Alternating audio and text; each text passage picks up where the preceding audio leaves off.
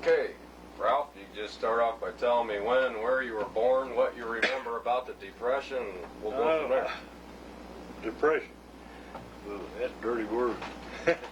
I was born October the 20th, or 30th of 1922. And I was raised in a little town by the name of Shawnee. It's in Perry County, Boot Lake area. I was raised on a lot of it, not from my family. But, went through 8 years of parochial school and then 4 years of high school, public. The Depression kind of put a clamp on that. While I was in high school, we had my father and one of his brothers and a couple other guys got together and they had what they called a house coal mine, where they dug their own entry, hand pushed, hand dug, and hand cranked. So after school at night, my dad come home from work, we'd head to the coal mine. I didn't do it as a 7-day-a-week job, but kept bread on the table. How many? Do you have brothers and sisters? There's four sisters, and I'm the only boy. I was the eldest of the bunch. Kingfish. All of them are still living. Thank the good Lord I'm still here. After graduation, I hemmed all around. In 1940, I graduated. And you couldn't buy a job at that time. So they had in what they call a National Youth Administration set up. Old Roosevelt and National Youth, NYA, and got on it. It paid big money, $12 a month, and all you could dig. We building roads in the cemetery, the hometown cemetery. So. Is it kind of like the 3 C's? Was it related to the 3 C's? It's in that category, but the 3 C's broke up just about the time I'd become of age where I could have went to it. I was always thinking hard on going to that, you know. You got to see a lot of country. But anyhow, this NYA kind of fizzled out. I put in an application. I think it was still sponsored under NYA, but it was up there around Carrollton, Ohio. They set up it's like living in the Army. But was going to learn to be a pattern maker. Woodwork was in my blood from the old country. You know, my great-grandfather come over and everything. I get along real good up there, and in about 9 months, Pearl Harbor happened. So, where were you when you heard about Pearl Harbor? I was at this camp in Carrollton, just outside of Carrollton, Ohio. I can't even think of the name of the lake he was building at that time. A close friend of mine from Brooksville, Ohio, he and I told him off Wiedersehen. We took off, come home, we was going to go to service, you know. Of course, we were underage, only 17 at that time. We just laid around for about a month. Out of a clear blue sky, he and I went to Zanesville, Ohio, unknown to each other, no telephones. And here we meet in the federal building, or whatever you want to call it, courthouse in Zanesville, taking a test for, what do you call it? You work for government? Oh, civil service? Civil service exam. My mind's a little wound up. We was over Wright-Patterson Air Base. And it was set up the way we went in. We were what they called a mechanic learner. And we lived in a little camp similar to this NYA camp I mentioned. About how many in your group? Well, gosh, we had a couple hundred of us. Really? From all over the state. So about the third month, I thought, I'll try to play something cool. So I got a form, filled it out where I wanted to to get an advancement. Well, they grabbed at it. So I jumped the fence and got in as one step up. I think I was making maybe $1,200 a year at that time. That big money. So I was there about 9 months. They wanted you to look busy, nothing to do. The point of interest. So I was working on a C-46 paradrop plane. They had to fold down seats for paratroopers. So I told the gang I was with, I said, I'm going up in the cockpit. You guys hide. Because they had government officers running around checking on you. So I sat up there and went to sleep. About an hour later, I woke up, went out, and there wasn't a soul around. I said something to somebody. I said, where'd my men go? I said, they got caught. They're fired. After a while, I just faded out. You know, my interest was just kaput. We didn't have any work. You know, everything was all chaos, government-wise. What kind of classes were they giving you there? Well, I remember back when we didn't get any classes there. Aircraft, for some reason, just come natural to me, you know. I had a natural hand at it. In fact, they had what they called TO kit, technical order kits that come in prepared from government-sponsored manufacturers. And I picked this one up and it had a P-38. First time I ever seen one there.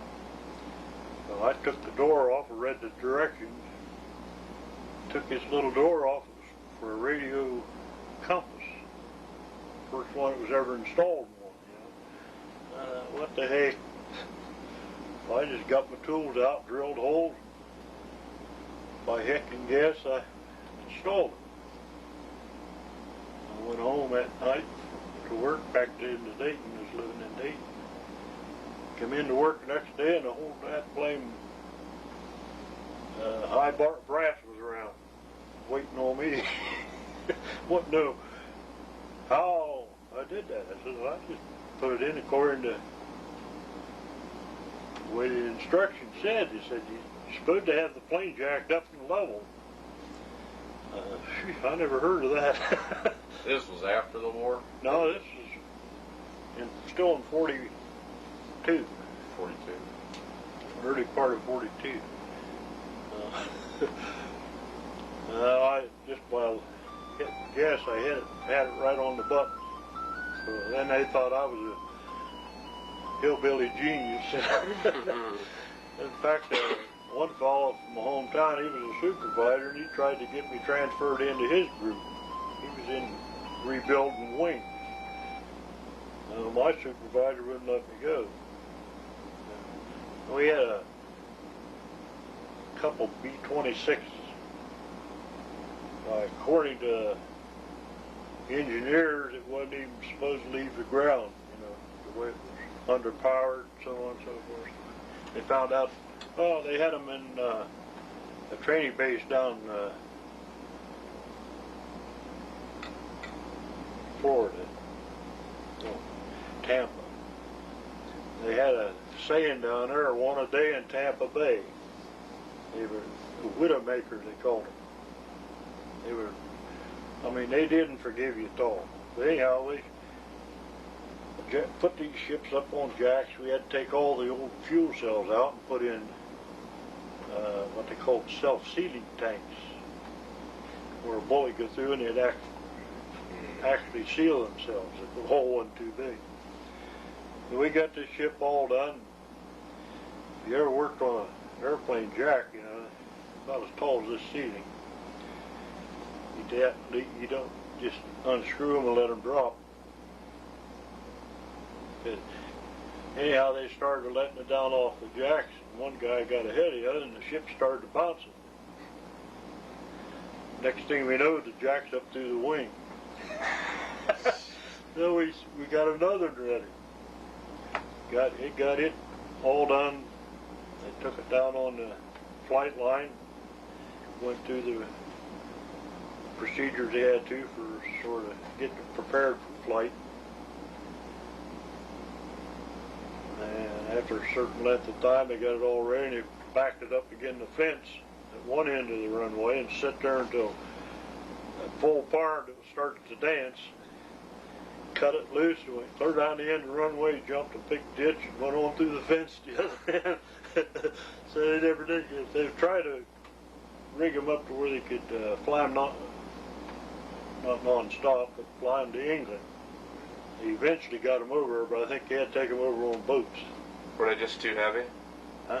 Just too heavy? Is that what Gas they're making? guzzlers. And, a plane at that point in time, if it done 200 mile an hour, it was a speeder. The Germans were the only ones that had good airplanes at that time. Hitler hadn't been such a dummy, we'd all be speaking German. Hey, believe me. So What think about it. when did you join the Army Air Corps then? How did you get in? Anyhow, after this airplane incident, I was disenchanted, as they say. Well, I told them I was quitting. They said, you can't quit. I said, you just watch me. I punched my time card out, went in town, drove my clothes up, got on the bus, drove home. Next day, my draft news was waiting on me. They didn't waste any time. From there, I went to, supposed to go to this camp they had there in Columbus. Fort Hayes. Fort Hayes. They had a bunch of Kentuckians in there that had fleas. Crotch crickets, they call them. So they shipped us on to Camp Atterbury, Indiana. And that was just, I left December the 17th of 42. And Christmas Eve was on a troop train going through Cincinnati across the river. And some dummy had a portable radio at that time, which was unusual. And old Bing Crosby come on singing I'm Dreaming of a White Christmas. And here's a gang of 18, 19-year-old kids sitting there crying like a baby. They ended up in Miami Beach. That's where it took mine. So-called marching. What did you do out at Atterbury? Just process? It was just processing. And cold, I'll tell you. But boy, the food was good. So, hey, I was down Miami Beach, right on the beach, in a hotel. They took over some hotels. Ours was the Mauburn. It's been tore down. I think we tore it down. In fact, I walked through the door of it one night. One of the guys locked me out of my room, and I just stepped back and waded through it. Then I had to patch it up. But anyhow, from there, then, after about a month, was transferred over to Gulfport, Mississippi, go through what they call A&E, Aircraft and Engine Mechanics. So that was about a 9-month course. While I was there, some smart guy left the bar GI soap. I don't know whether you ever seen it or not. Remember the old P&G soap? You're too young for that. Oh yeah, little. Anyhow, he left it in one of these coffee urns. I'm talking about a tank. Well, our whole squadron was hospitalized. Same thing as food poisoning. I conned the nurse into letting me out before I was ready. Put me on a mile run that day. And I ended up in a ditch first curve. After that, You were afraid of getting recycled, that's why you wanted to get out? Out of the hospital, or? I say you were afraid of getting recycled, is that why you wanted? no, they was, at that point in time, here I am, diarrhea you wouldn't believe, and they was giving me castor oil. And I hated that stuff. I went on sick call. They told me at the desk, they said, as long as you can stand, you can't go to the hospital. I turned around and took about 2 steps. Next thing I remember, I was in an ambulance heading for the hospital. Just, it's a crazy feeling, I tell you. But I was there about 9 months. Good training. We learned everything from tearing propellers apart with work gloves on, even blindfolds. Because a lot of your work flying you did in the dark sometimes. Did you work on B-17s or B-24s or what? No, they didn't have any. They just had a bunch of old antique airplanes that we worked on. Now, the engines, we got to run the engines up that were up to date. But they just give you the basic. The classroom work was all up to date for that point in time. But the airplanes they had were observation planes and tinker toys, I called them, from back in the 30s. I didn't think I was learning anything, but I came out pretty good. We got on train there and headed for Ypsilanti, Michigan, Ford Willow Run plant. I was there about 2.5 months. They called it advanced training. That was a circus in itself. it was good. We still had classroom training, and every 24 hours there was a complete airplane built there, B-24s.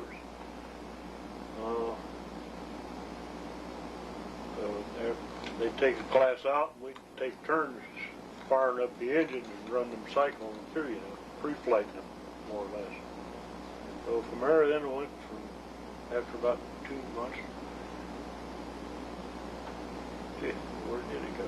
At that place, you were actually stationed, like right next to the plant where they were cranking them out? It was across from the plant, probably in plant property at one time. But from there, then, Laredo, Texas. That was the a-hole of USA. And they'd taken the aero gunnery. And they start you out with skeet shoot, just like you would around here. Then they put you in the back end of a pickup truck, go along about 25, 30 mile an hour, and you had to be on the ready all the time. They never knew where the birds come from. I never did hit one. I don't think very many guys did for that matter. Then from that one we had an enormous room. It was like the sky painted in a dome shape. And they had it rigged up with film where they'd show a friendly fighter or German fighter coming at you. And you had to snap decision what it was, and stand there. You had a control. You could shoot like you're doing these penny arcades. And then graduated from that and went into flying. Did they take you up in an AT-6 or anything? AT-6. You shoot at the sleeve 30 targets? caliber sleeves shoot. And any planes go down there? that's another story. But anyhow, I was about within a week of finishing my training. And you ever see an ammo box? That bolt sticking up in them. I scuffed my palm of my hand. 2 days later, my arm swelled up like a balloon. I had poison. We got blood poison. They put me in a hospital in ice packs for about a week. Well, my group went on, and they sent me to another place. I don't know where it was, but it was still associated with aerial gunnery training. So I had to sit around the barracks all by myself. I was the only one in the barracks, waiting on the next crew to come in. So then I had to go completely through again. It took about the second trip, about the second flight. Well, I come back, I had twice the score of what I should have had. there's somebody goofed up and give us both the same color paint on them. And then the item you mentioned, there was two pilots there by the name of Davis that was flying us. They wasn't related, but they'd take you up and try to scare the pudding out of you. Well, they got up in these low clouds darting around. When they come out of the cloud, they met. The pilots got out, one gunner got out, the other gunner, he opened his shooting end jump, so he went down with the plane and hung up on the stabilizer. That was the first casualty I ever heard of. I didn't know the fellow. Did you see that happen? Did you see him crash? Pardon me? Did you see it happen? Did you see No, it? no. They were way out in the boondocks, desert.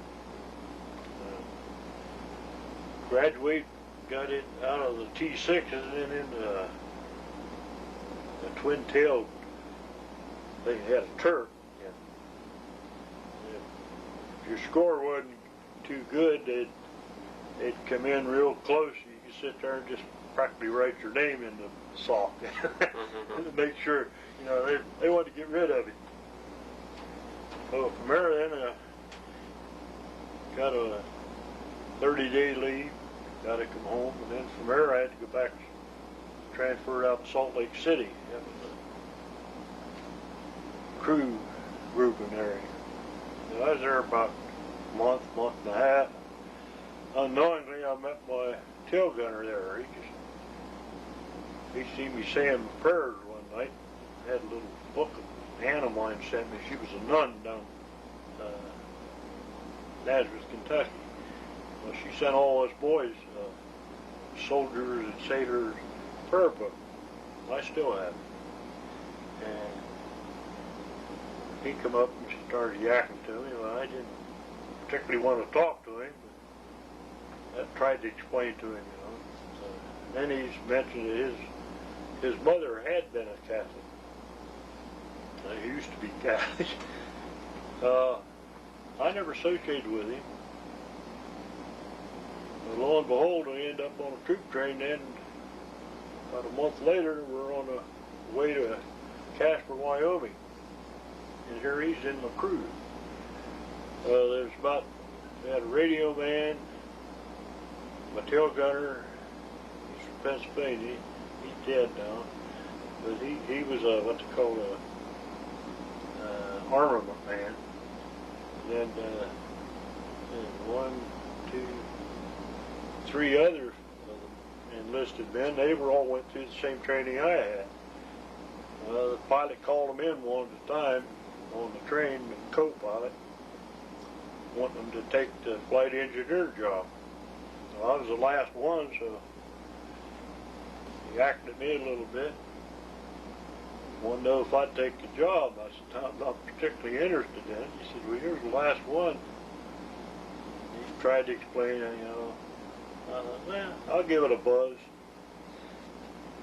We got to Casper. About 2 days' time, I was sewing a staff sergeant stripes on. Well, that made the rest of the crew mad. Because I outranked them. It had its drawbacks, because every time a pilot flew, I had to go. In other words, the rest of the crew would be in town. The pilot, the co-pilot, and me got a lot of flight hours.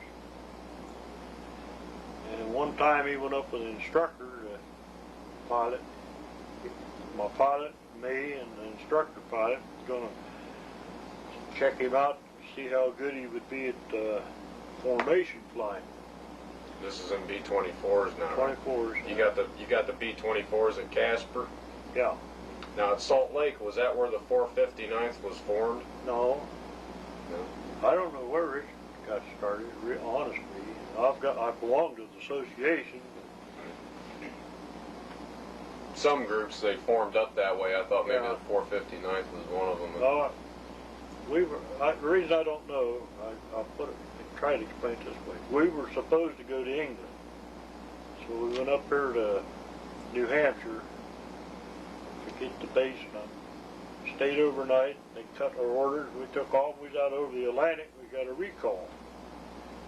So we come back to base. They changed their orders in. They're going to ship us to Italy. The outfit we was in was practically wiped out.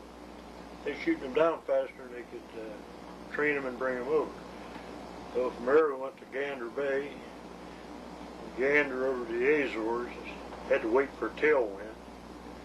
And from there, Azores into Marishek, North Africa. And then from there I got a air tour of North Africa. As soon as we landed in North Africa, or in Italy, the rest of the crew took off. I was still filling out the Form 1A, the flight report. Jeep pulled up, the guy wanted to know if I was a crew chief and the flight chief. I said, yeah. He said, sign here, it's our plane now. So I lost my brand new airplane.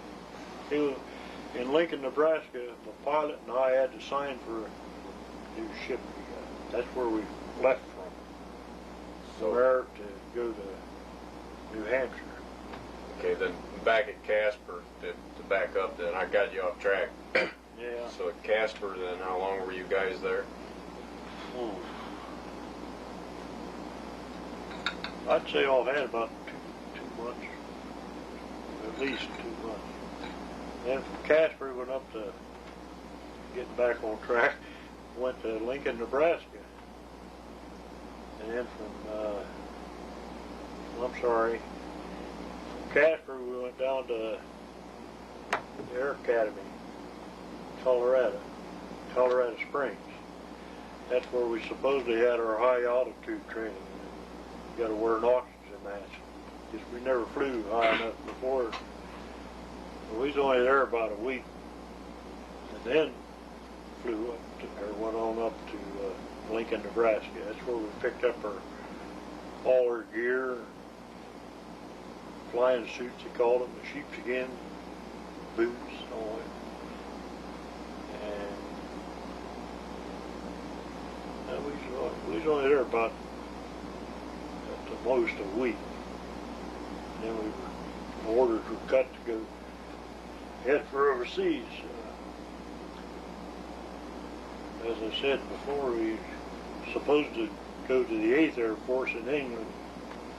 And they rerouted us then to go to Italy. We got in Italy and we wound up in the 459th Bomb Group. And I'm in the 759th Squadron. Come find out, here this boy that I mentioned real early, about when he was in this Admiral A camp, he was in the 758. But he'd come see me and I was flying, or vice versa, you know. What's his name? He's from Cooksville, Ohio. What's his name? I say prayers for him every night. That's all. John Brown. John Brown. Donald Brown, man. Oh. We got on this one mission. We started, I don't know where we was heading even, but we got up around Trieste and we were down low level, pretty much. Navigator goofed up. We went in, they had what's called a mobile flak where they could move them. His plane was, he was in the, they flew in what, 1, 2, 3, then one down. We were one down, he was in the lead ship in this triangle. And just as we hit Trieste, kaboom, he disintegrated. So we went on to the mission, come back, and I sat down and wrote my mom a letter. I couldn't say I seen him killed, I just told her I was sorry to hear Don Brown died. They buried him in Yugoslavia still in his turret. He was a tail gunner. They brought him back. I was still in uniform. They brought him back after the war. And his mother wanted me to try to tell her what happened, or how it happened, this, that, the other. You just can't explain something like that. Did she know that you had seen his plane go down, though? Not unless my mother told her. 'Cause, you know, I doubt very much knowing Mom if she told her that. 'Cause he died all the way to the ground. But that's weird to see a bomber as big as that just disintegrate. We had some good visions. They had some scary ones. When you first got to the 459th, did they take you guys did they rotate you guys with an experienced crew for your first mission? No? No, our full complement of crew flew together all the time, except me. We'd had 2 or 3 missions, and one of the crew that we had trained with stateside come in a couple of weeks after we got there. We was old timers. We had a couple missions in. So we had to stand down that day, and they had to fly their first mission. And I heard over the radio that they ditched in the Asiatic.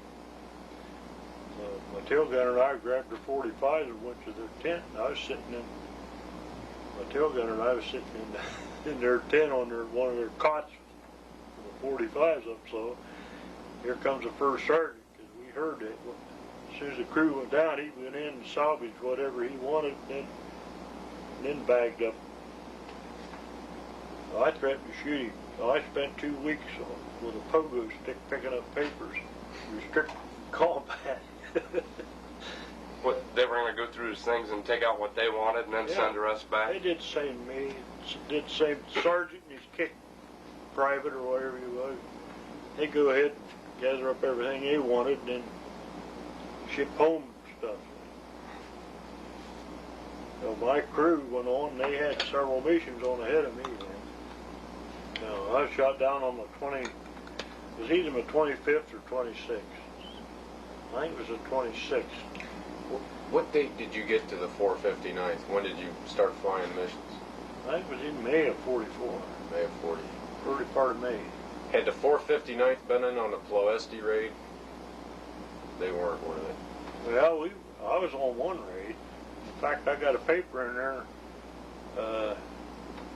unknown to me. We made the raid. I've got the literature that says that I was in that particular raid. It was the 30th of June or something like that, or July of 44. But not every ship, but certain ships carried big cameras where they click pictures of the bombs. So here this guy put his camera up and popped formation flying. Well, the original picture kind of deteriorated, so they had an artist paint. So this artist painting is hanging in one of the Air Force museums in Washington. So I'm in the plane with one of them. You know, that and a quarter will get you a cold cup of coffee. Weird. Now we go on the southern France invasion. Went in and bombed the beaches. Small bombs. And I got wounded once, but didn't get wounded. A piece of flak come in, just shredded by a shell blew up right outside my position. I was flying waste that day, and just shredded by flak armor. One piece went through all my clothing, stopped right above my right knee. Just laid there and burned a big blister. If I'd been smart and scratched it, I could have got me the purple shaft out of it. You normally flew top turret, though, didn't you? No, the reason I was in top turret, I was supposed to fly left waist because I was mobile all the time.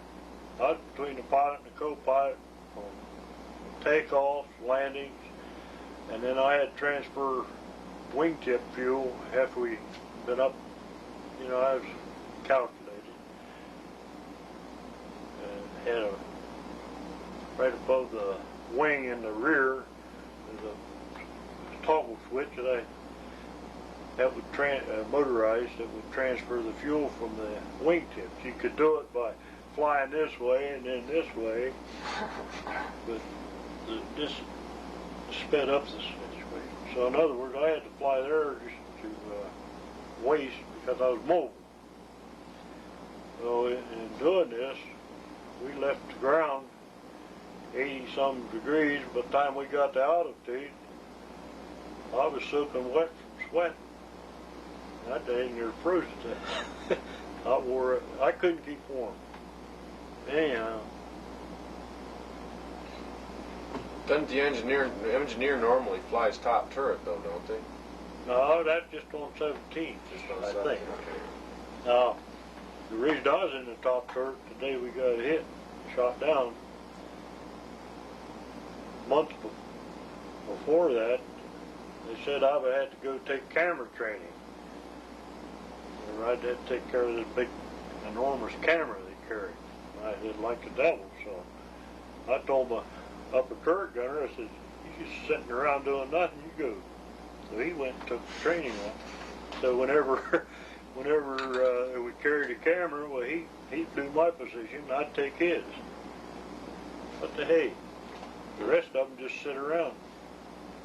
What was the idea behind the camera? They wanted to see what the bombs were, how they reacted, or Yeah, every group, every squadron carried cameras, and to take pictures that way they could evaluate whether they hit them or not. Like one particular mission a couple weeks prior to the southern France invasion, we flew up into France, southern France, supposed to bomb this bridge. There's a big river and then mountains on either side. We unloaded. There wasn't a bomb hit anywhere close to that bridge. It hit into the mountainside, right at what from there it looked like the base. And I think the whole mountain exploded. Must have been an ammo dump we accidentally hit. That was one time a near miss paid off. They bragged up this Norton site. It was good, but it was. We had to go back too many times to re-bomb. Look how many times they bombed Palesti. So you were on one of the Plo-SD raids? Yeah, one or two. Do you remember it? Yeah, it was rough. They'd B-17s. About 26,000 was as high as we could get. We'd just be hanging on our props, as they say. The B-24 was tail heavy anyhow. We had the wing that would lift more weight. It had what they called a Davis wing on it. It was a high lift wing, but it wasn't any good for altitude. We carried more bombs, had higher speed, flying speed than the B-17. But the B-17s had the big wing and they could go out of sight above us. They'd go up into 30,000. And it was something to be staring out into blue sky and see a bunch of parachutes come floating down from nowhere. They was taking probably the fighters. I think I've seen as high as 25 or 30 people floating down in a stair step. Them guys was good with them 88s.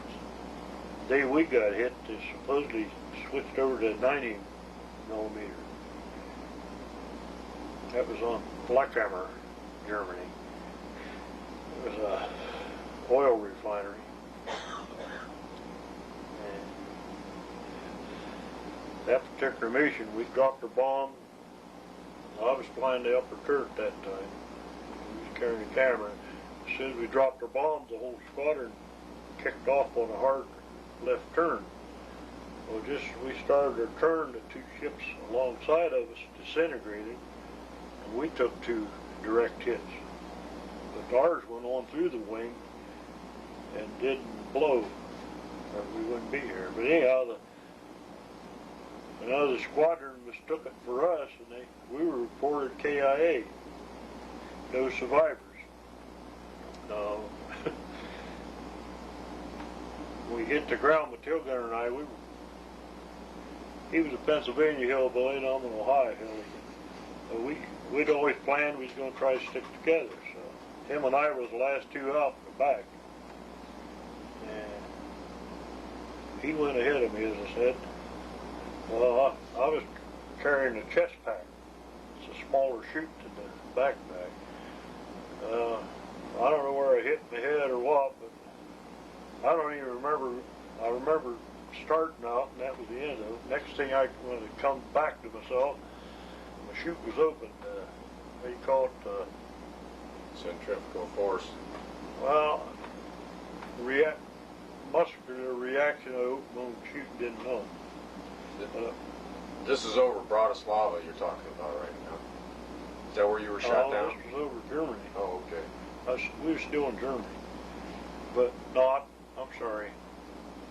It was after we dropped the bomb, got hit, and it was close to Czechoslovakia. We were over Slovakia when we bailed out. It was in the Moravian section.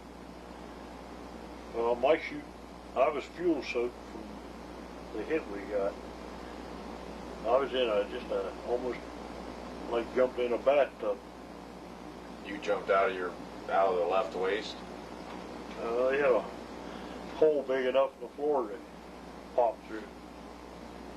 And no, that was kind of bad business going out the waist because you had to get rid of a 50 caliber machine gun to get out. That was the easy way out. So my chute opened, my tail gunner, so he said, that's when he opened his. You fall 70 mile an hour, 80 mile an hour. Next thing I know, I'm going by him like a freight train.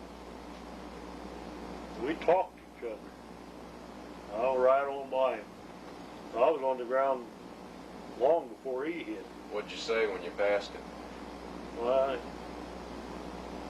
I was a little more mentally grown up than he. He was crying. He scared to death. I don't know, just yap, yap, yap. And then he was happy again. If I told him to jump, he asked me how high on the way up. He was that type of guy.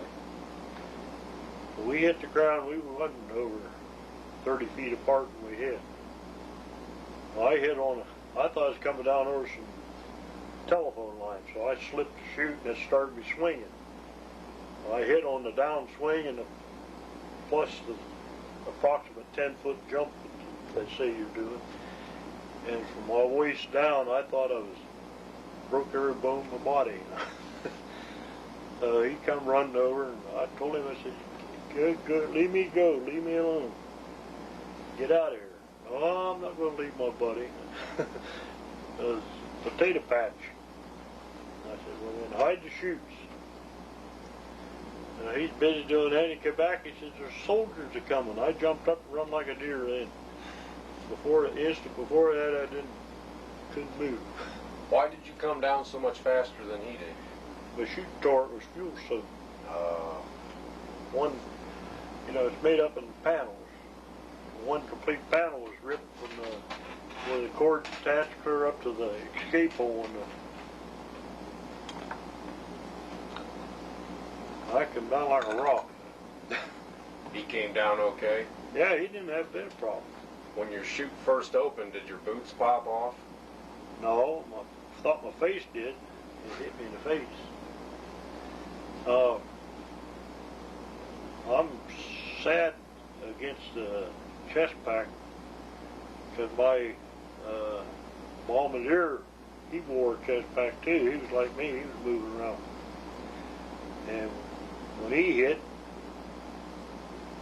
right in the partisan area. The partisans got him, but he was so badly beat up from hitting so hard that said they took care of him about a week, and then he talked them into taking him in and turning him into the Germans so he gets hospitalization. What happened to the rest of your crew? Well, I found out after about a month later that my co-pilot, my nose gunner, lit right in with a partisans. So they hustled them right off to this mountain town, fancy with streets is by the name, and they had they flew in. I think it was 2 B-17s loaded with armament and everything, and landed at this Tridoobie dirt runway airport, and flew them, and I think it was 13. 10 of them were Americans and 3 from other one of the Allies. Flew them back to Italy. So they went out September the 17th of 44. 30 days later, or that was September the 17th, right after they left, we got in there. And we was there about 2 weeks. And they made a couple attempts to come in to get us, but they'd be up the mountain, be clotted in. Well, they hit them a score, but they'd, in the meantime, when this first one in, they... You're all right. Go ahead, Rob. They brought in this, what they called the Dowes team, D-O-W-E-S. It was Americans, volunteers, and English, even had some Jewish. They were setting up, they had a radio operator with them, and they set up a radio where they had contact with Italy. So when we got there, that's when they had made a couple more attempts to come in after us. And as I said, the cloud cover wouldn't let them come in because you just don't fool around mountains in an airplane. This one day they said he's coming in, so we took off and put us in a truck, and away we went for it. And got out there, and just about the time it got daylight, it was so cloudy you couldn't see the sky. You could hear them.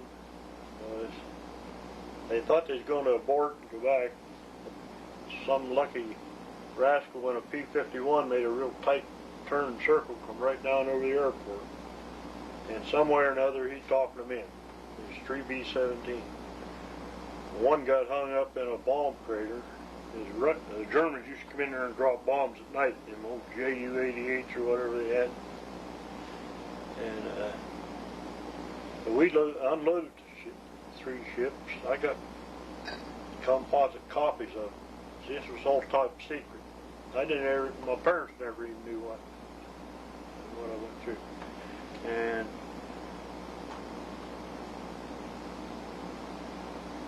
we got them all unloaded, and we all jumped in this plane. The third plane, they had horses hooked to it and everything else, trying to pull it out of this bomb crater. They had orders if they couldn't get it out, they were supposed to blow it up. So we got airborne. We've been airborne maybe a half hour. They called in and said they'd made it. They got out. But we landed in Bari, Italy. Stripped us down bare naked like you see in the Holocaust. Sprayed us. They didn't know what we had. And we got a pair of shoes, a pair of socks, a handkerchief, a pair of pants, and a shirt, and an overseas hat, or go to hell hat they call them. That was it. Took us in the next day and interrogated us. Tried to tell them we had Russians with us too. They'd been captured by the Germans and escaped. We had a New Zealander there, and one of the King's Scottish Guards. They had to be little fellows, about 6'2" or 3. Looked like little Abner. But I found out here a couple of years ago the New Zealander is dead. And one Slovak civilian who was a partisan, his name was Pavel. The communists killed him. It was either in 56 or 58, I forget which. There's one Slovak soldier. He was our interrogator. He could speak fairly decent English. But there's something they'd ask him. I didn't want the tail gunner to say anything. We'd talk this double talk. Called, you know. Seam reader portavis. I mean, same thing, only difference. This Slovak would get hopping mad. They couldn't understand that gibberish. What happened to your ball turret gunner? Did you see anyone else come down besides the tail gunner? I never seen anybody but my tail gunner. You know, at 180 some mile an hour, you're pretty well scattered. Yeah. But it's amazing that the two of you came down together, really. I say it's amazing that the two of you came down together, really. Well, my shoot Terran did that, helped me out. So after you guys hit the ground, then he hit the chutes, then take it from there. Well, prior to hitting the ground, I kept hearing bees. There were them rascals on the ground shooting at us with rifle fire. So we hit the ground, and after he had hollered that soldiers was coming, that's when I come to life. And we took off running. We had to run about a quarter of a mile to get to the woods. As we passed the potato people out there digging or hoeing potatoes or digging them or whatever, one of the women reached out with a hunk of bread and gave it to us. So we took off in the woods, and like I said, before we started this, I played cowboy and Indians. This old mine, you know, it works and you don't think it's running. So we went in the woods, and as I said before, my tail gunner, if I told him to jump, he asked me how high on the way up. We went in the woods about 40 to 50 yards, made a big circle, come back to almost the exact spot we went in. So him and I were there just digging like crazy, covering each other up with leaves, grass, whatever we could. And we no more than got ourselves what we thought was secured. Here comes these, I don't know whether they're Slovaks, Germans, or what. They had dogs with them. They thought these little kids was running like wild Indians, you know. And here we were sitting there watching them, or laying there watching. So after they got in the woods a little bit, here, I'd say a middle-aged guy, probably in his 40s, had a son with him, about just a teenager. They couldn't say a word of English, but he kept patting me on the stomach, mappa, mappa. Well, they knew we carried these escape kits. So he took it out, and he knew exactly, he's helped somebody before. He pulled out the map of the area we was in. Whatever area you went to, they had detailed maps. They were on like a silk background. And he pointed it down. I finally got over to him, but I wanted to go to Poland. No, he said, Deutsch Soldaten. He tried to tell me which direction to keep away from. So we was cross country all the time. Well, the first night we dug a hole in a haystack, my tail gunner and I, and then pulled the hay back in, closed the hole up. Next morning we come crawling out, sneaking out like an old night crawler. Nobody around, so we punched the hay back in the hole. We walked about 2 hours, and he lost his cross that his mother gave him, So we go back, and we found a needle in the haystack. You found his cross? Found it. So he was happy then, so was I. So we started back, and we was walking in the woods. The road was about 20, 30 yards off. And we didn't dare get out in plain view. But pretty soon we kind of come to a screeching halt. Here come a lone guy walking. And we made sure there wasn't nobody else around. Went out and stopped him. And tried to get over to him and wanted a cigarette. Well, he reached in his pocket, pulled out.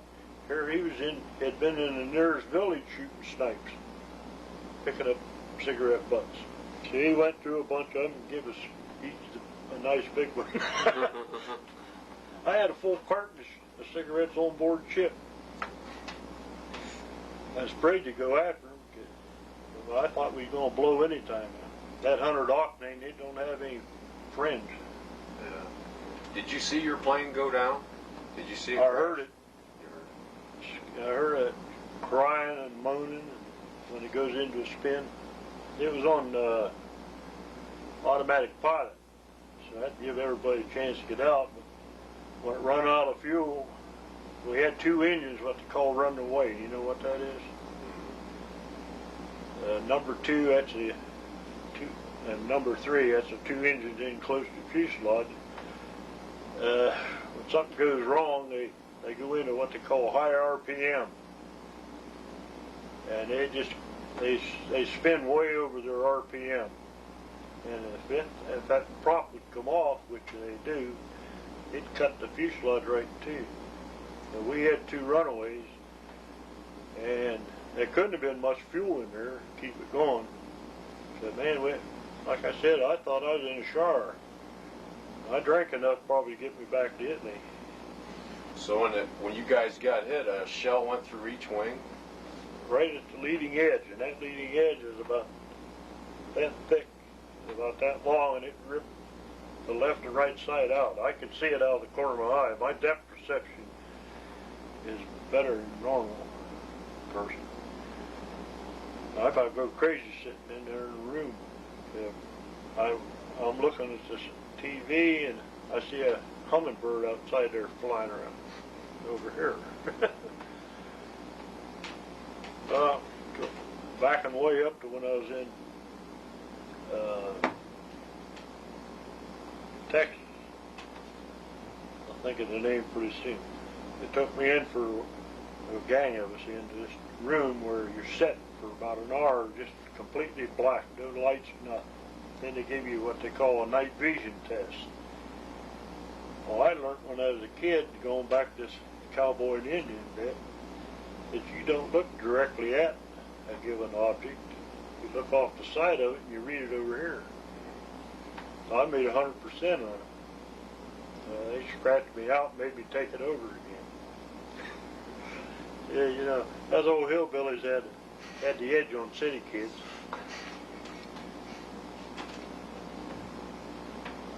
So you got cigarette butts from the guy then? Uh-huh. We never had a cigarette then for about 4 days. We never traveled the roadway. The fifth night, it was after dark, we spied this cabbage patch. So we're in there. I took my sweatshirt I was wearing, tied it to where, made a knapsack out of it. In the meantime, we'd stopped a guy up and he was cutting hay with a scythe. Real friendly guy, and tried to get it over to him. He was hungry, you know. No, we hadn't eaten anything but wild blackberries and plums for about 2 days, and he kind of hungry. But anyhow, he finally said, "Oh, he got it over to us. He's going to his house and he'd be back." So we didn't trust him. So we got off about 40, 50 yards where we could see where he would supposedly come back to. He come back and he hollered and he looked and he looked and he looked. He went like this. I said, "Okay." So we went out, introduced her. He brought us a quart of milk that we shared and a loaf of homemade bread. They bake in an outdoor oven. And you don't need a toothbrush with their bread. The crust is that thick, top and bottom. So we carried that. It was so hard, almost had to use an axe on it to chop it. In about 3 days' time, it was harder than rock. So we was in this cabbage patch, and I got me a cabbage head and put it in my knapsack that I'd made. Clyde was hunting around for something else. I told him we better move. Blah. He started arguing with me. About that time, we heard them hobnail boots on the Catamine. And we flattened out. Them rascals popped up the road, about 12 of them, stopped, done a right face and walked right over to us. This is in the dark. They got us out on the road and he searched us. Found out we didn't have any guns, so made us put our hands above our heads. And they had one soldier walking backwards with a bayonet in my belly and one in my back. Well, I couldn't hold my arms up. They'd go numb, you know. I finally got it over to them about my arms. So then we held hands all the way about 2 miles to get to this garrison. It was a pre-war prison camp. Oh, because it was so dark, you were holding hands with the Germans? They were Slovaks. Oh, they were We Slovaks. didn't know who they were at that time. We thought they were Germans. But because it was so dark, they held on to you that Well, way? you couldn't even see a face. You know, no moon, no nothing. So we got this garrison. Found out it'd been like a jailhouse or a prison pre-war.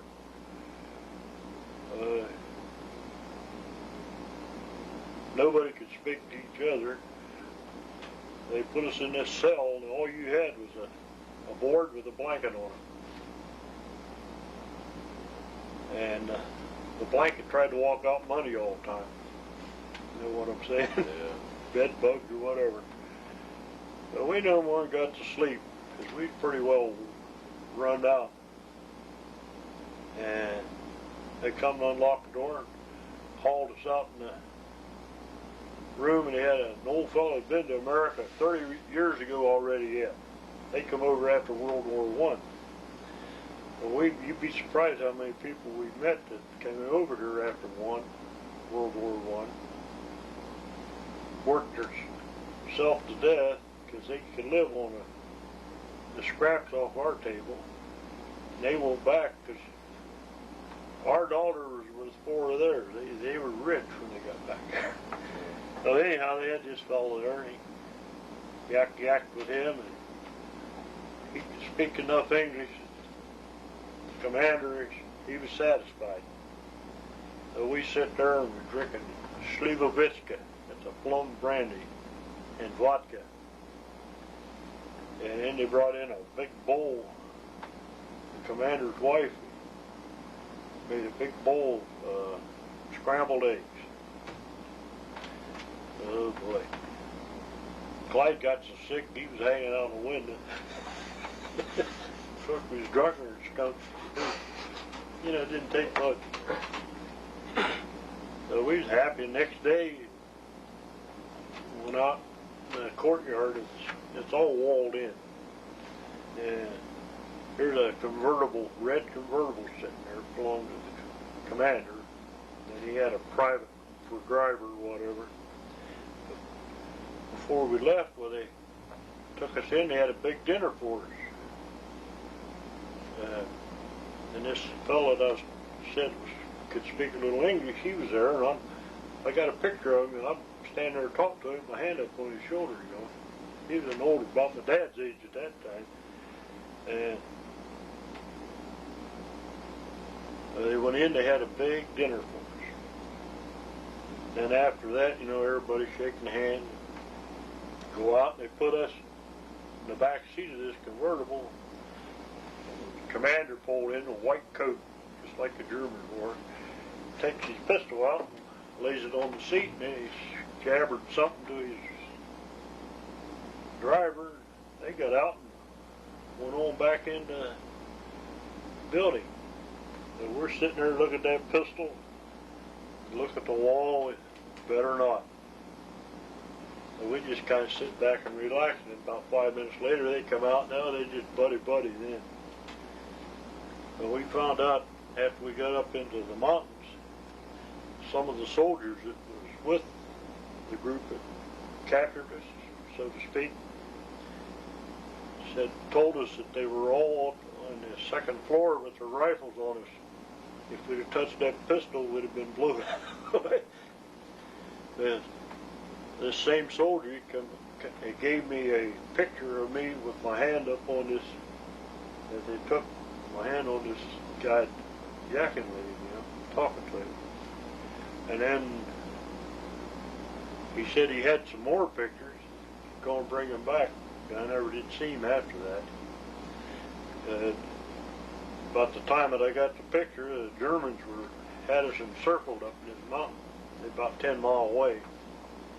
And there was one soldier come up, he says, one of your relations, you'd be surprised how many of them could speak a little bit of English. He said, one of your relations will be in here in a couple hours.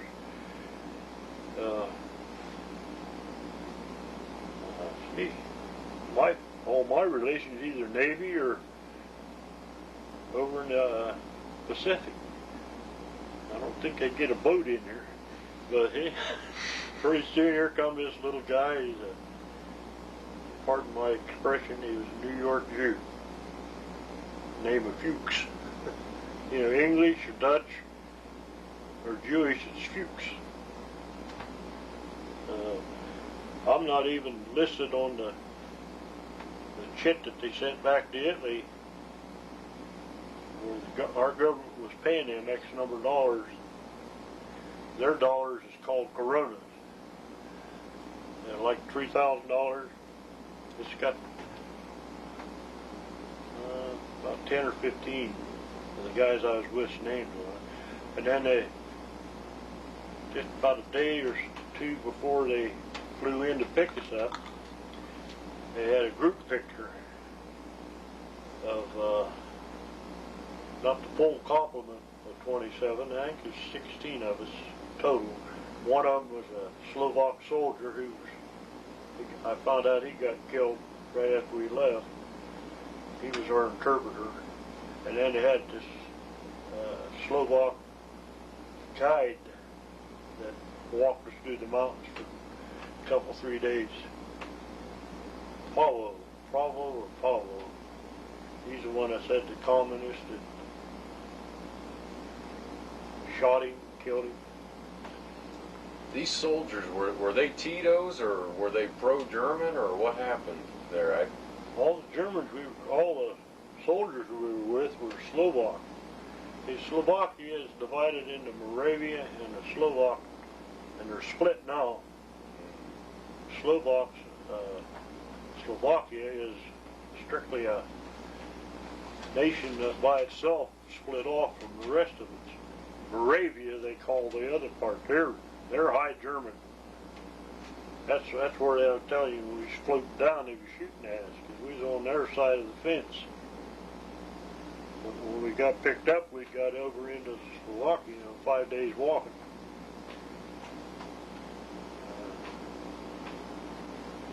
Memories. And they had picked up people before, and they would just take them to parts. This little camp they drove us down. It was outside of Bratislava, and it was total. We got there, we made total up to 27. Of course, this covered the people that had escaped from camps up in Poland, made it down there. So they treated us like royalty because, like I said, I was a staff sergeant at that time, and they'd salute me like I was an officer. The barracks were crude, but they served a purpose.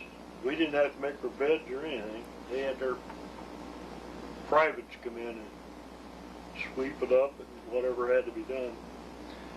Their food, they had potato soup. They called it canette. What it was a dough ball about that big around, cooked potato soup. Now, my father and my mother, they made the same thing, only called dumplings. They just make the white dough like a pie crust, only thicker. My wife still makes it. Make it in a potato soup. Man, I love that. The cabbage, I could live on cabbage. I'm German all the way through that way. What were the nearest German troops to where you guys were in the mountains? How far away? Last I heard was 10 miles from it. He used to fly over at night. He'd sound our air raid siren. We'd have to take off to hide because it was trying to bomb. You never knew where they was going to throw them. So we was staying in this Manskipper Street to something a pretty high mountain area. We was living in what used to be a pre-war military academy. Enormous buildings. There's 27 of us in there rattling around. And we met a Jewish girl and a blonde. They had white bread to them is a delicacy. So with this one bakery, it's a pretty good sized town. But this one bakery, we stopped there. The fella, he used to save and bake up white bread for us. Make cakes like we call a cinnamon roll or something like that. And they had a little restaurant like where they sold these white rolls and schmerzlina. That's this ice cream. We call it sherbet. In about 2 weeks' time, we ate up our whole month's supply ration. And we met at this little confectionery we call it. We met this beautiful blonde and a girl, unknown to me, that found out later she was Jewish. And I mean, you talk about pretty. She went to each one of us, the dark-haired one, the Jew girl, wanting one of us to marry her. So after the war, we could bring her home. No strings attached, hanky-panky or nothing. All the blonde. In the meantime, Clyde and I had met this young girl more our age, and her father was a doctor. And their apartment buildings over there looked like a aircraft hangar compared to what we used. So she invited us down this Saturday evening. So we went down.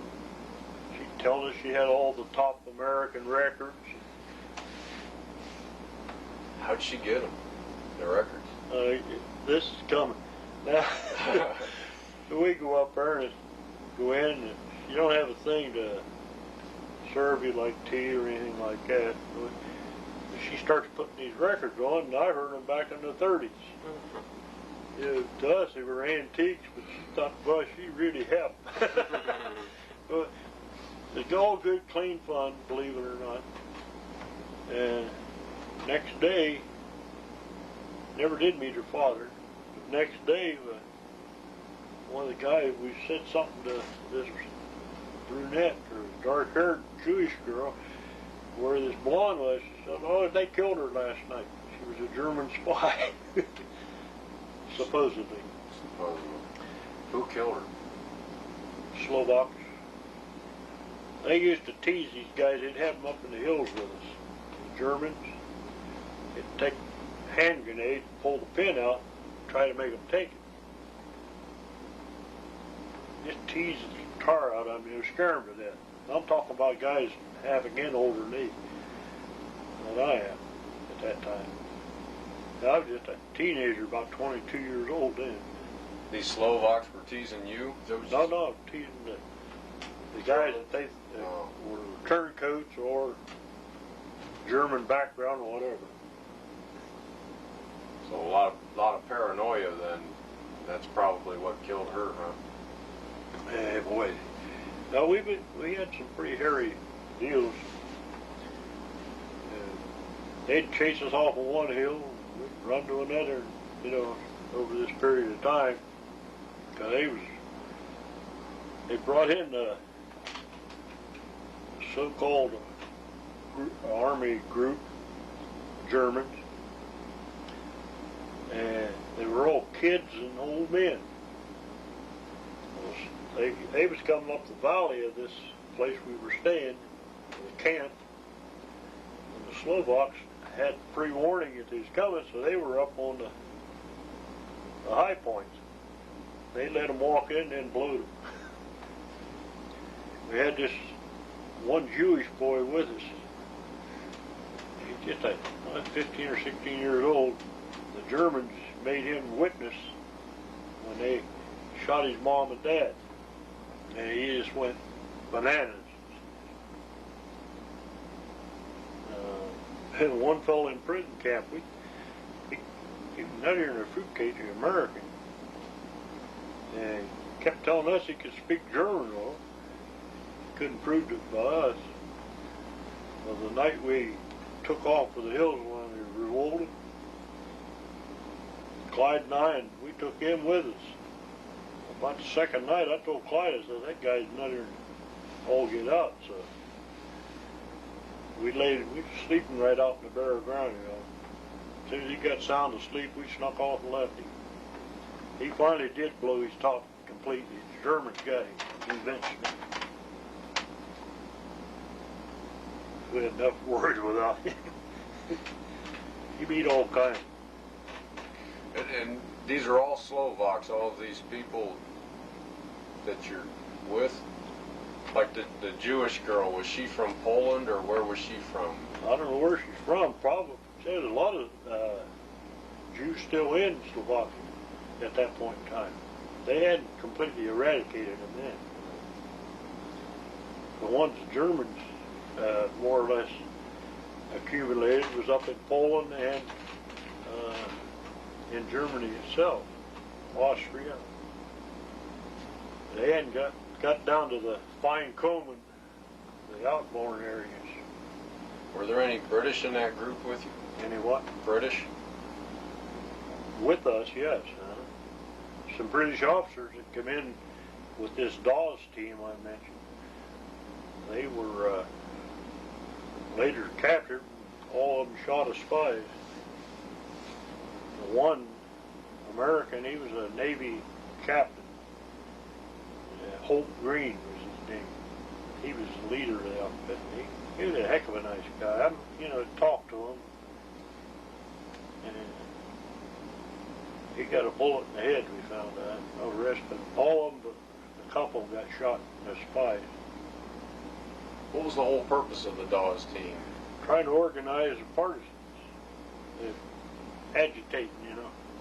Well, you see this skit on about Vietnam where they conjured up a whole gang of the Vietnamese and made them CIA, and then dropped them in and then left them.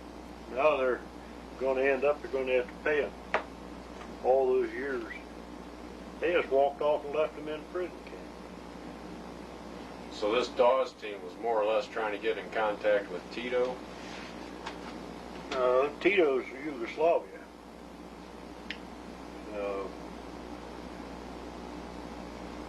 They were just contacting the Slovak army as it was at that time, after the revolt.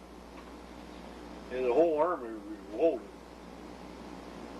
That is in the Slovakia section. And some was in uniform and some were in civvies like us. I was wearing this Australian's coat. He took off one day and he had a firefight, so I grabbed his coat and took off with it. Were you there when they ambushed the German unit that came up through the valley? Yeah, but they wouldn't let us have any contact, any like that. They kept us off. But you could see the battle? No, we couldn't see the battle, no. We're talking about heavy woods, heavy terrain, rough terrain. They were very protective of us. And they wouldn't let us handle a gun or even look at a gun, really. Probably just as well, because we wouldn't know who to shoot anyhow. Probably ended up shooting some of them. So the Dawes team was already there then when the troops... When we got there, it was, yeah. They were brought in, I think it was September the 17th of 44. They stayed, and naturally they stayed when we left October the 7th. From there was supposedly 17 of them, and I had seen the girl at some point in time. There's a lady, she was a school teacher by the name of Maria Zima. She could speak any language that was over in Europe. Well, she was a spy for the Slovaks, spy for the Russians, and a spy for the Germans, all in the same bundle. She got into, one American GI got into, through the mountains after the Germans overran them, got into Russia. She conned some Russian soldier into giving her a truck, and they drove in. Ended up, she got to Vienna and got with the American consulate there, and somehow or another got it. This was after things had pretty well churned up for the Germans, and months after we left, it was in 45. Anyhow, they whoever was American consulate in Germany at that time forged a bunch of papers and had her as a officer in the U.S. Army. So she ended up back, she's in America today. They brought her back, she lives in Southern California, married. I was supposed to met her in April over in Dayton. But she's not too well, good health. She had had a daughter up in the east she was going to go see. So after she got back to America after a given point in time, they had our glorious government invited her to West Point. And they give her, she's the only woman in the history of the U.S. that's got this one medal. So they had the whole group. She's up on the grandstand. With the officers heads it, and they had a parade for her, all the enlisted people. And government paid for everything, see. Then they tried to make her pay back everything. Switch. So she got a lawsuit again. The government won. There's a book out, excuse me. One of the fellows I was with behind the lines, he's been sending me copies of these papers when they're declassified. I don't know how he gets them. I accused him of being CIA, and he said he isn't. But he's been back to Slovakia 3 times, and he's going back into this month. Anyhow, he was supposed to bring Maria to Dayton, and we had I joined this, what they call it, AFEES, Air Force Escapees and Evaders. See, I qualify for both. And things happened. He fell and hurt himself, so he didn't make it. They located another guy. He's down in Miami, P-51 pilot that was in our outfit or with our group.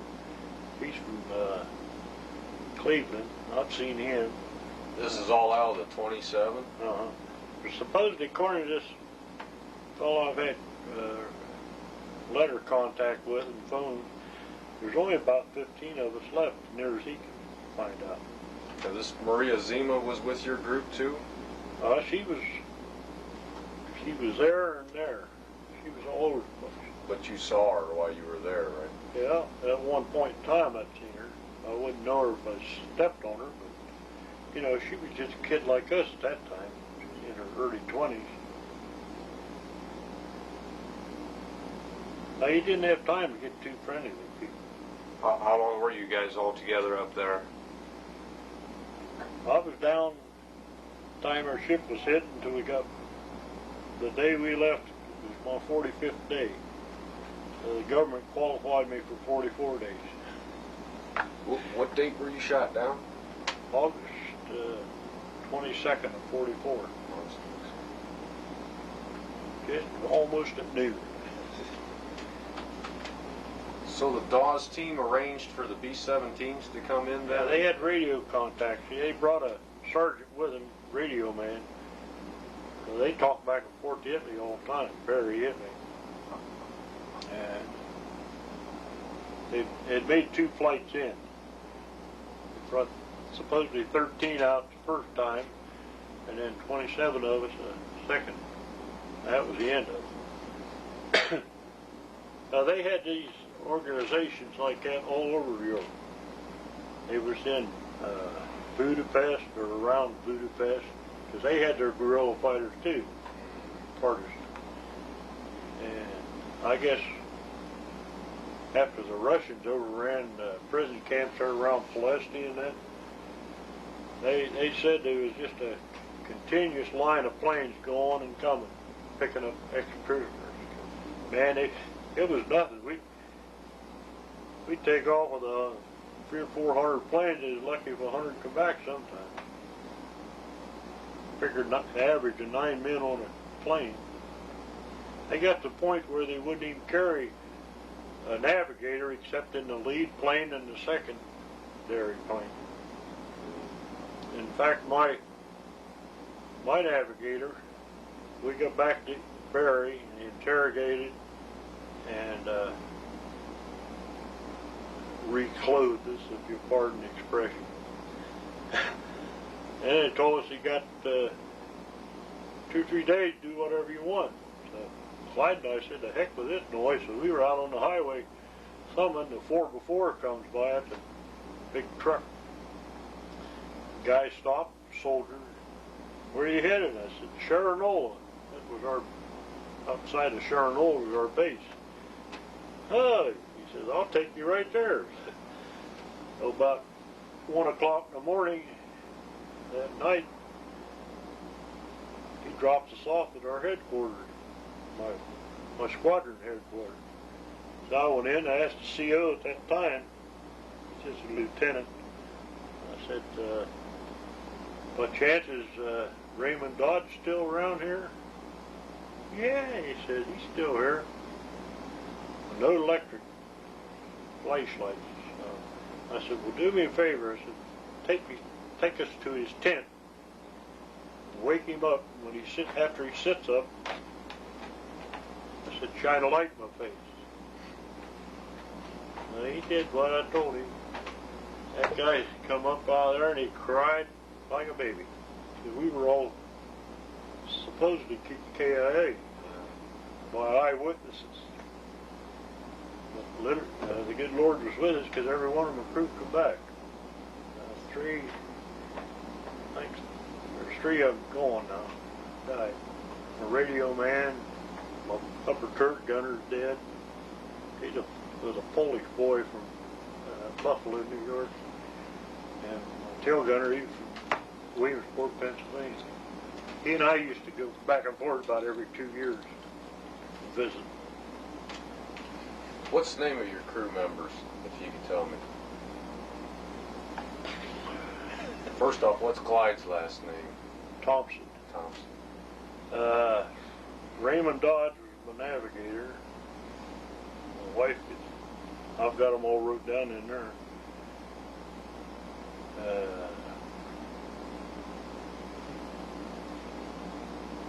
William Sykes was my pilot. He's over in Norfolk, Virginia. Unknown to me, the reason I couldn't locate him, the P-Picker, when he got back to state, he stayed in service. Kept right on flying. And Walter E. Leach was my co-pilot. I called Florida, Orlando, or where the race dogs are. What's the name of that? Dog racing. Anyhow, I called down there and told the operator who I was looking for, a Walter E. Leach. Oh, just a minute. Yeah, we have one here. So I dialed the number, started yapping with him. Walt? Yeah? I said, this is your flight engineer. He says, I was ever in service. Now, that's weird. But what it was, might be, is all this time, from the time we left Colorado, that he sent big money home. His wife kind of climbed the fence on him. Found out later. His wife jumped the fence on him, took off with everything. And So what you mean? You think that might have been him? He just didn't want to talk to you, or what? it didn't sound like him. He had a voice all of his own,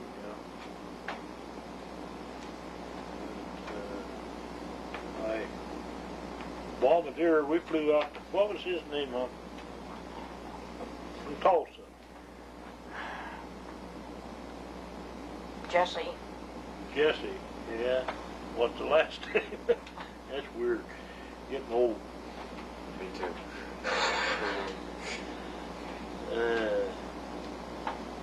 Richard Rippon was going to. McDaniels. Huh? McDaniel. McDaniel. Jesse McDaniel. Jesse Daniel. That's Bombardier. Richard Rippon, he's dead. He's a radio man. Clyde Thompson, he was a tail gunner. He's dead.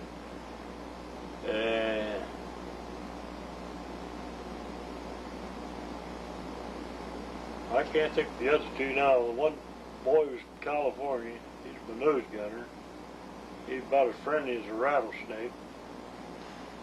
And they hated my guts because I took the job that they should have had.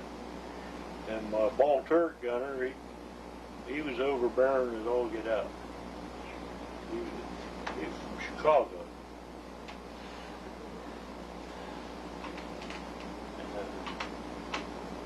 He was Italian. And he was always trying to conjure the pilot to let him bail out over our squadron area. Why? Wanted to show off. It took three of us to stomp him out the hole to get him the day we got hit. He wasn't going. You know. When you got hit, if you could go into a little bit more detail, I mean, obviously you guys know you're hit and you're going to go down because you're running out of fuel, but, you know, did the pilot give the order to bail out, or was there any time for that? Or No. The pilot, bless his heart, he was so conscientious. The last time I tried to transfer fuel from one tank to another, but I had all the controls. Go ahead, I can get it off the tape. And it got to the point where I changed one of the four stand, call them glass standard, real fancy fuel gauges. And as fast as I turned them, he's going down. And when they all emptied, I figured we'd had it. So I turned around and say something to the pilot. He's standing up, literally beating on the instrument panel, trying to feather his two engines. The runaways? About that same time, the bombardier come around. He said, "Fox," he says, "they want to know what?" I said, "We've had it." He said, "You go take care of the boys in the back. There's 1, 2, 3, 4. He said, "I'll take care of the guys up here." So I wiggled through. The bomb door's still open. Oh. You know, you gotta. I got in the back. I don't even think I had to carry my chute because I couldn't walk through the standards with fuel. They got back there and I got the radio man to go, and the waist gunner, who was my upper turret gunner, he dove out.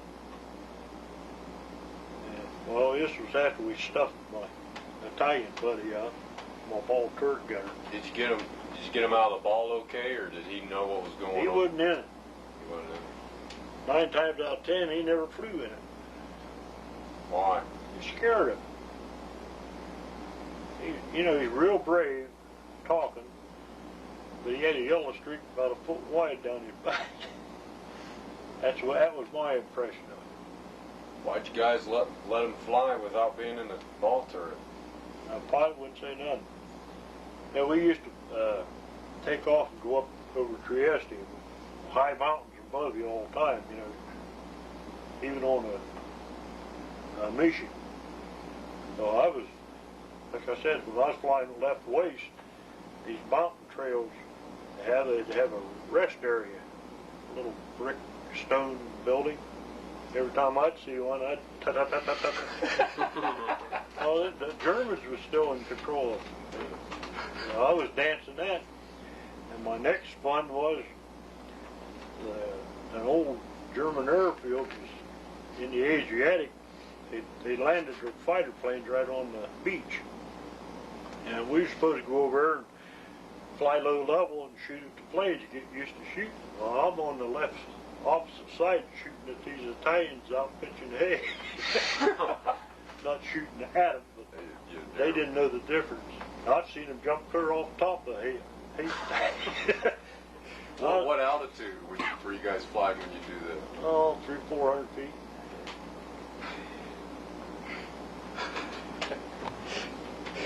Now the first Messerschmitt 109, you know what that is? We're flying along. The guy in the plane opposite, him and I just kind of waved back and forth, you know, getting. All of a sudden there's a hole about that big around opened up alongside of him. What the hell was that? About that time, you've heard about people, something happened that's, you just freeze an action. Just like this, here comes this 109 in between us, and I stopped him right there. Yellow stripes around the prop. I forget now how many kills he had on it. Pilot's got a black helmet on, glasses, black leather jacket. I'd have known him if I'd have seen him the next day on the street. Because it's just that scare tank. So I went to push my guns, my hands was froze. I couldn't even push the safeties off. Luckily, I'd have probably shot the other plane down, one of ours. He never had a shot fired at him. He came down and leveled off with you guys? Come straight through, something like that. He got two hits on the plane alongside of us, 20 millimeter. I'll never forget that if I live to be 200. But it's weird, you know, you just freeze an action. I guess it is. You're so scared and out in space. Was that the first fighter you'd seen? Yeah, well, we had this Tuskegee. You ever heard of them? Mm-hmm. We had those boys. Oh, yeah. We had P-38s and P-51, basically. They brought that Tuskegee bunch up there. You'd hear them on the intercom, you know, talking black language. Yeah, the Germans, they'd mothering this and mothering that. The Germans were scared to death of them. You'd look up, you'd see they caught the heat of the engine makes that white smoke. Contrail. Contrail. Yep. Oh, I ain't my spring back. You'd see these ones go out and two coming in. And it was outnumbered. It was pathetic. So the fighters very rarely got into you guys then? Not after we got there. They were practically eliminated. They were still around, but they would wait for cripples. One particular time, there's a plane way out. He must have been 3-4 miles. We just barely make him out at B-24. We stayed on the ready all the time because it was nothing for a plane hit and land, and they'd patch it up, come back and follow us in, join us, come back in, circle, and then bomb the place. They were pretty clever. This one day was my pilot, co-pilot, and me was taking a new crew up to check them out. Well, this guy was a hot rod. He got his wing right in between our wing and the tail. I could have darn near reached out and touched him. My pilots called him, my co-pilots called him. He just sitting there laughing, you know, just like he wasn't over 30 feet away from us. And I said, want me to get rid of him, Skipper? He says, do anything, Foxy. Get him. He'd have killed us all, you know. They had the ball turret down, so I swung my gun around. Pop, pop, pop, pop. They're gone. I thought, oh boy. We got back to base. I figured they'd have me hanging on a meat hook, you know. There the old bucker come up and apologized to my pilot. I don't know where I hit him or not, but I was aiming for the ball turret. Because nobody was in it, dude. I think not. I didn't care at that time. Mm-hmm. Yeah. Hey, it's take care of yourself. That, Do you remember what mission that was on? That the fighter that you saw the fighter come down through.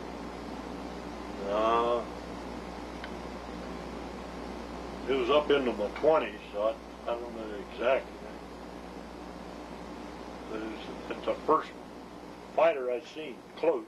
We used to see in the Stars and Stripes, that was our Air Force paper. He was talking about these fireballs flying way out from us on the same level as us. And come to find out, that was this new jet fighter that the Germans was fooling with. They had a pulsating jet, just poop, poop, poop, poop, like the B-2 bombs and that. You've heard them, it just a buzz bomb, they call them. But it was, when it continues burn, it was just a flapper. Fast, so fast that it sounded like it was running all the time. Did you ever see a German jet? I don't think so. I've heard guys talk about them, but I don't think I actually witnessed one myself. But they'd fly way out and call off your altitude. And the boys on the ground would talk to you. Yeah. Hey, them cats could shoot. You know, going back to this garrison where they took us the night we were captured. Next day, just before we got in the car to leave, they headed for Bratislava, the prison camp, we want to call it that. Well, here come they started blowing sirens. Well, everybody's running and hiding, you know, trying to get in that bomb somewhere. The CO there, I finally got him to hand me his binoculars, you know, and I look up, and I could see my checkerboard, yellow and black, on the slab. And I told him, I said, that's our group. Oh, they're going to bomb? I said, no. The Germans had them believing that we'd fly along looking for somebody walking on a trail or something. During our excursion through the hills, we got to this one little house up in the mountains, hills. And the old woman, she's one of the ones that'd been to America already yet, after World War I. And your bed was just a big sheet sack stuffed with straw. But anyhow, she fed us what she could. Their coffee was crushed barley. And cigarettes was, most of it was imitation tobacco, somehow or another. But anyhow, just about dark, here come a whole gang, and one guy was carrying a big chunk of a ball. And they had a rope with it, they was going to hang us. You and Clyde? I'd done it myself. We'd drop bombs, I'd go check, and maybe one just hanging there. So my job was to go kick it. We didn't care where it went as long as it didn't stay with us. Well, here's this 16-year-old girl, so they said, walking this trail going home. This bomb comes down, poof, she's gone. The Germans had them believing we did this on purpose. Another case was, a fellow that lived out like that, see, a neighbor on the opposite hill. His barn was just big enough to put one cow in, usually. He's in there milking his whole cow. Come on, everything disappeared. Somebody dropped the bomb like I saw.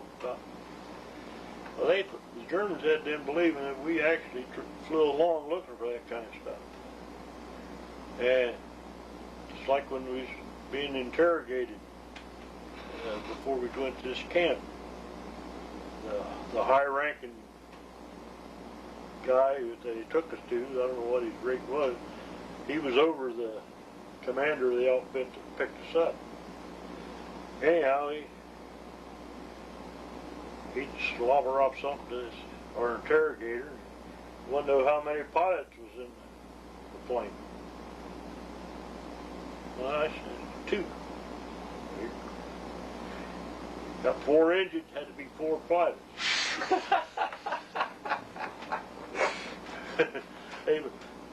They actually believed some of that stuff. It's pathetic, I tell you. How did you guys get out of being hung then? Well, the good Lord was with me because, man, I talked like a machine gun. And I finally convinced him. I don't know how I didn't believe him, because I out-talked him. Tried to explain it. I mean, it's just, I don't know, it's just like some of these killings you have around here, or somebody just gets all hyped up and they don't care who they grab, That's the closest ground call I had other than being shot at. Rifle war. It was nothing to hear bullets whizzing around. I mean, had they already grabbed you and everything? They were going to do it, or what? They just circled us, trying to get it over to us. Because the old woman, she could speak pretty good English.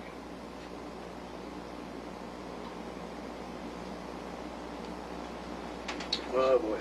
Speaking of kicking out bombs, how many times did you have to do that? How many times did you have hang-ups on your mission? It was rare.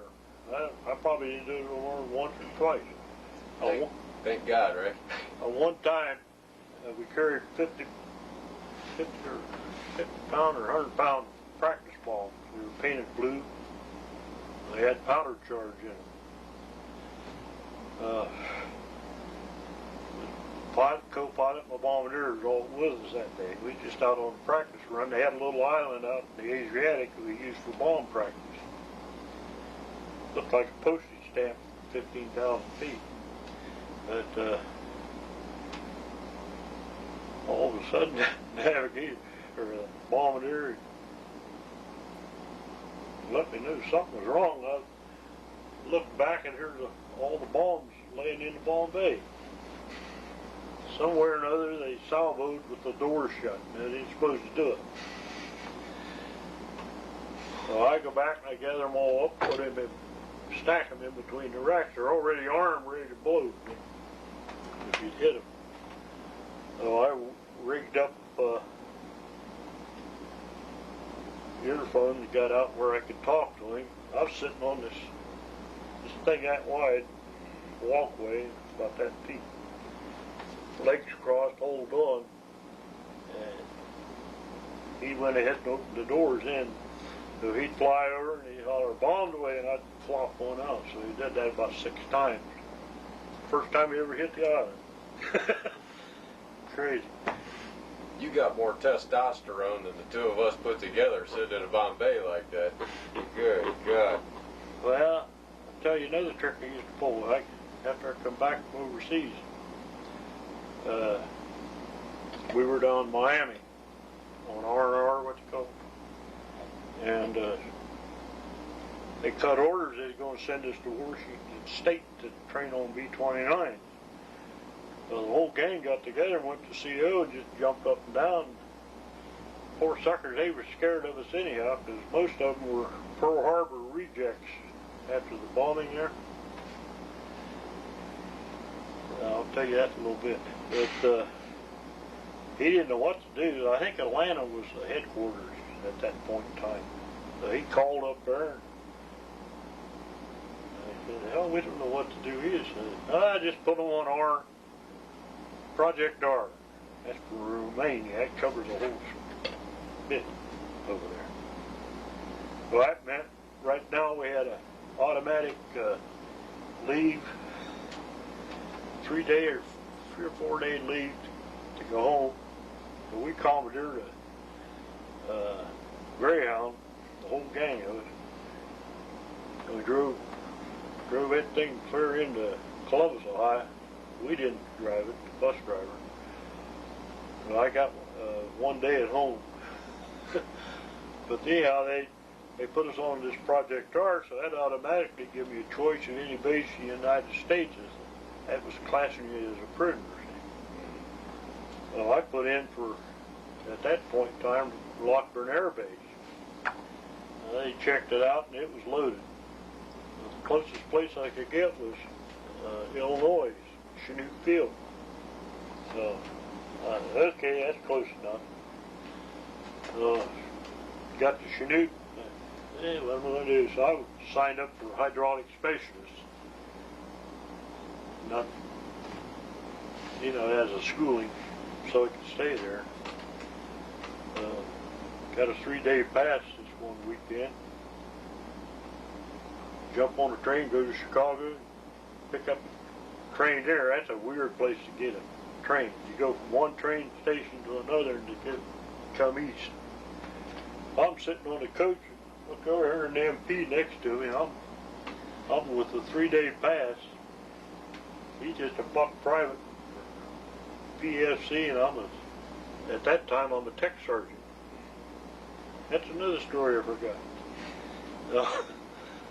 So I come all the way to Columbus, the MP sitting alongside of me. Actually, I was almost AWOL. See, I went AWOL once up in Detroit, Ypsilanti, on a 3-day pass. I come home to see her. I met her when she was 3 months shy of being 15. Well, what was this? Kicking out bombs. You're going to tell something. Yeah. That brought up Washington.